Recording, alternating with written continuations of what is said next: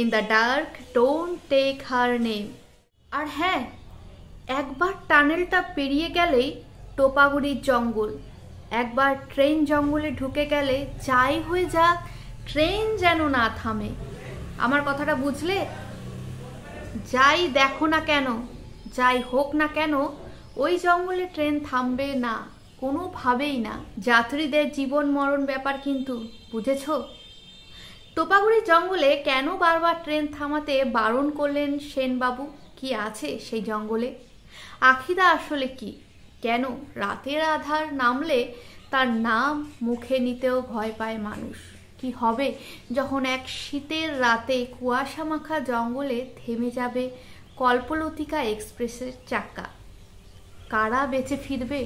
কারাই বা হবে আখিদার শিকার? আখিদার অতীত কি? কেন ভয়ঙ্কর রহস্য লুকিয়ে আছে কুরুল কন্যার অতীতে? আখিদার শেষ কি আদেও সম্ভব? কিন্তু কিভাবে? কি হবে যখন শুরু হবে কুরুল কন্যার অন্তিম অধ্যায়? অভিশপ্ত জঙ্গল, পরিত্যক্ত অ্যাসাইলাম, রহস্যময় মৃত্যু, না পূরণ হওয়া প্রতিশ্রুতি আর কিছু অলৌকিক শক্তি, সব মিলিয়ে দম বন্ধ করা আতঙ্ক ও টান টান উত্তেজনায় মোড়া ত্রিজিৎ করের লেখা সম্পূর্ণ হরর থ্রিলার উপন্যাস আখিদা। বইটি প্রকাশিত হয় বিভা পাবলিকেশন থেকে। প্রথম প্রকাশ হয় ডিসেম্বর 2021। মূল্য মাত্র 199 টাকা। এর আগে আমি চিগারু আর ঝুমনির বই রিভিউ দিয়েছি।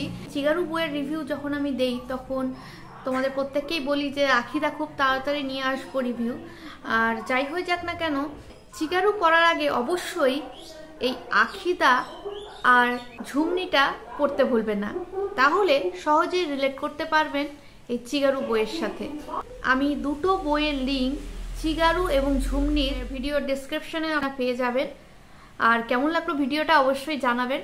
আর হ্যাঁ, নিশ্চয়ই পড়ে দেখবেন, অবশ্যই ভালো লাগবে। ধন্যবাদ।